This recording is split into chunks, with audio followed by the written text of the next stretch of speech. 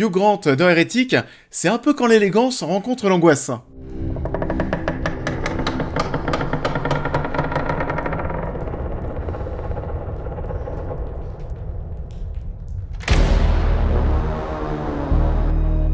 Bonjour à tous, j'espère que vous allez bien, on se retrouve en ce mardi pour parler une nouvelle fois cinéma d'actualité, ça sort demain, et c'est une nouvelle production A24, vous le savez sur la chaîne, on aime beaucoup ce qu'ils font, et c'est porté par Hugh Grant, alors ça, vraiment, c'est ce qui vous faisait que j'étais vraiment curieux de voir Hérétique. Est-ce qu'on est face à un pétard mouillé ou à une petite surprise? Et bien vous savez quoi, c'est parti, Hérétique, on en parle. Hérétique est le nouveau film du duo de réalisateurs Scott Beck et Brian Woods. Deux jeunes missionnaires de l'église mormone d'une vaste petite ville du Colorado font du porte-à-porte dans l'espoir de convertir les habitants. Le soir venu, après une journée infructueuse, elles décident de frapper à la porte d'une maison isolée. Et donc ouais, vous l'avez compris, finalement il y a vraiment deux choses qui me donnaient envie de voir Hérétique au cinéma. La première, c'est qu'on est sur une production A24, vous le savez, on aime. J'ai l'impression que chaque année, il y en a de plus en plus, et même s'il y en a certaines dont j'étais un petit peu moins fan, au moins ce qui est sûr, c'est qu'on est tout le temps face à une proposition de cinéma qui est à minima assez intéressante. Ils ont l'habitude de nous sortir des concepts, des choses qui sortent un petit peu des sentiers battus, et ça fait toujours plaisir, et ils sont là aussi parfois pour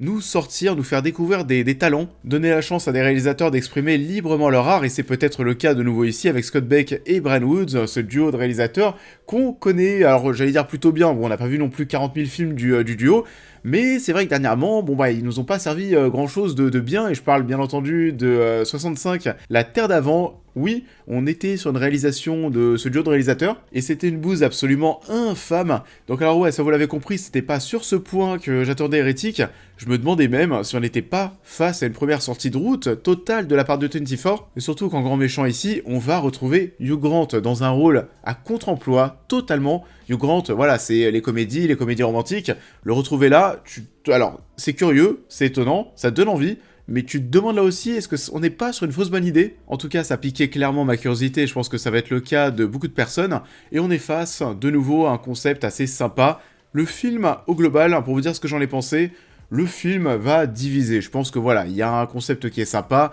Hugh Grant, on l'aime bien, etc., etc., Maintenant, on n'est pas non plus sur le film d'horreur de l'année, même si ça reste quand même plutôt pas mal. C'est mieux que la grande majorité des films d'horreur qu'on se tape chaque année au cinéma, qui sont pour beaucoup des productions très mauvaises, tout simplement. Des projets sans idée qui espèrent trouver un certain public et ramener de l'argent facilement en salle. Il y a beaucoup de marketing autour de tout ça, et puis bien sûr on essaie de faire des suites et des suites et des suites. Là, on n'est pas dans cette catégorie, c'est quand même un petit peu plus intelligent. Au global, j'ai plutôt bien aimé ce huis clos dans cette maison labyrinthique avec des mécanismes partout. On est sur un long métrage, une histoire, vous savez, avec limite 3 comédiens. Voilà, le long métrage est porté par ces 2 femmes qui vont toquer à la porte de cet homme. La porte où il ne fallait pas forcément aller toquer parce que tu comprends très rapidement de toute façon que oui, elles vont toquer à la porte, elles vont rentrer, la porte va se refermer et pour sortir, ça va être bien plus compliqué que ça. Pourquoi ça? Vous l'avez compris, parce que Hugh Grant sera moins accueillant que ce qu'on pensait dans un premier temps. Il est absolument génial dans le rôle. Dès la première scène, d'ailleurs, ça te fait marrer. Là aussi, tu te dis, est-ce qu'on n'est pas sur une fausse bonne idée? Parce que quand Hugh Grant ouvre sa porte, lorsqu'il commence à avoir les premiers échanges avec ces 2 femmes, je sais pas, mais ça te fait rire. En fait, il y a un truc, son regard, son sourire, son air et son accent très british, il y a un truc drôle.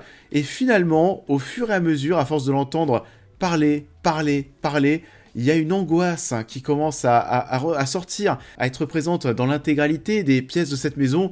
Non, vraiment, ça fonctionne plutôt bien, et pour le coup, j'étais très curieux de voir ça, et dès la première scène, j'avais encore quelques doutes, mais finalement, ça fonctionne plutôt bien. Hugh Grant est vraiment génial. Il devient de plus en plus angoissant au fur et à mesure du long métrage. Je dois dire que j'ai préféré peut-être le premier acte du film, qui va peut-être déplaire auprès d'un certain public, parce que c'est assez bavard, et ça papote énormément, surtout le personnage de Hugh Grant, où parfois t'as presque l'impression de le voir parler pendant 5-10 minutes sans s'arrêter. T'es enchaîné, t'es dans un énorme monologue, moi j'ai préféré en tout cas cette première partie, c'est ce qui donnait vraiment du charme et d'identité à ce qu'on était en train de nous raconter à cette histoire.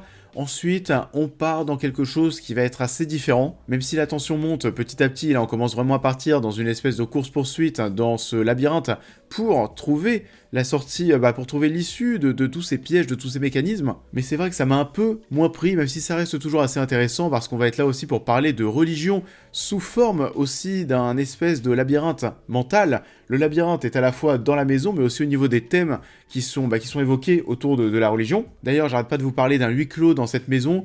mais on va plutôt dire que c'est un huis clos assez ouvert parce qu'on va un petit peu sortir du cadre, on va dire, de cette maison sans trop aller dans les spoils. En tout cas, vous l'avez compris, ce que j'ai surtout adoré dans Hérétique, c'est la performance de Hugh Grant et comment son personnage, comment sa véritable identité va se révéler petit à petit, comment est-ce qu'il passe de quelqu'un d'assez drôle, d'assez élégant même aussi, comment est-ce qu'il devient cette personne, comment est-ce qu'il va devenir flippant. En fait c'est ça, voilà, c'est un personnage qui reste quand même aussi assez élégant. Il y a une élégance de toute façon qui est innée chez Hugh Grant, mais comment réussir à créer de l'angoisse, de la peur, comment rendre cette personne terrifiante.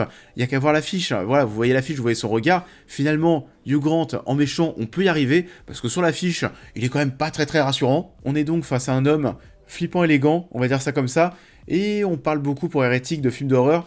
Je dirais pas non plus qu'on est sur un film d'horreur, en tout cas on n'est pas sur un film à mon sens qui est là pour faire peur, on n'est pas là pour vous balancer des screamers et des jumpscares toutes les 5 secondes pour faire sursauter le spectateur, on est plus dans un thriller horrifique et psychologique. On est plus sur un film à ambiance qui va parler de religion avec une écriture et un scénario qui est là pour raconter des choses. Alors certaines personnes diront que c'est un peu lent parce que comme je le disais, le premier acte, oui, il est bavard et voilà, c'est calme, c'est lent, il n'y a pas trop de musique, et après oui, ça s'emballe, mais encore une fois, moi personnellement, c'est ce que j'ai préféré. Verbally acknowledge, please. What have you been looking for? What have you found? Scary. Et sinon, notre duo de réalisateurs, on en a parlé, qu'est-ce que ça donne ici? Et bah, écoutez, ça a quand même bien plus de gueule que 65 la Terre d'avant, c'est vrai, il y a une réalisation qui est plutôt bonne, des idées de mise en scène, par-ci par-là, qui font plaisir. Il y a aussi du travail au niveau de la photographie, on le sent, et c'est pas n'importe qui est derrière tout ça, parce que c'est le chef-op de Dollboy qui est derrière ce projet, derrière Hérétique. On en a aussi parlé, mais on est dans un film à ambiance, et qui dit film à ambiance, dit travail sur le son, et il y a du travail sur le son, on va d'abord beaucoup jouer sur les silences, sur ces monologues qui vont être vraiment où le poids des mots va vraiment se faire ressentir parce que voilà, il y a quasiment aucun son. Puis ensuite, ça s'emballe bien plus, c'est vraiment pour le coup le calme avant la tempête. Il y a une ambiance angoissante qui va se propager dans l'intégralité des pièces de la maison grâce au personnage de Hugh Grant, mais aussi grâce au travail sur l'ambiance, donc le son, l'image, etc. Et on n'aimerait pas du tout se retrouver à la place de ces deux femmes qui sont aussi très bien dans le rôle. On les sent totalement désemparées, mais j'ai envie de vous dire qui ne le serait pas dans cette maison qui paraît encore plus grande que ce qu'on pensait voir, on n'en voit vraiment pas le bout. À chaque porte que tu peux ouvrir, tu sais, c'est tellement grand que tu sais que ça ne donne pas sur la sortie, tu sais que ça va donner sur un autre couloir ou voilà, d'autres pièces, ça semble interminable. Donc voilà pour mon petit avis sur Hérétique, sans spoilers. C'est pas le film d'horreur de l'année comme je vous le disais, mais je vous invite quand même à aller le voir au cinéma pour la performance de Hugh Grant.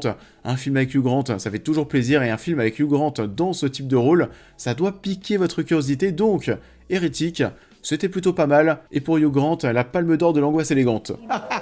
Well, ladies, I think it is time. Time for what? Time for enlightenment. Oh. Mr. Reed? Ça en est tout pour cette vidéo, j'espère qu'elle vous aura plu comme d'habitude. Je vous invite à la liker, à la partager, à me dire en commentaire ce que vous avez pensé de l'œuvre en question, à vous abonner, à me suivre sur l'intégralité de mes réseaux pour toutes les news et réactions à l'actualité, mais aussi à devenir membre soutien si vous souhaitez soutenir mon travail. Et on va se retrouver très vite sur la chaîne pour cette prochaine critique. Il me faut un équipage. Super! Un agriculteur en pleine mer. Ouais! Je pars avec Vaiana. Ça va, gamine? Ah oui? J'ai droit à un chihou? Et on va se retrouver dès demain pour un changement de registre total, puisqu'on va passer du côté des films d'animation, du côté de Disney. Et ça, pour parler de Vaiana 2, la suite, bien entendu, de Vaiana, j'ai déjà vu le film. Donc voilà, j'ai assez hâte de vous en parler. Je peux même vous dire que j'avais beaucoup aimé le premier Vaiana. Donc voilà, est-ce que j'ai été déçu? Oui ou non? On le saura très vite. En attendant, je vous souhaite à tous une très belle soirée, et je vous dis à très vite.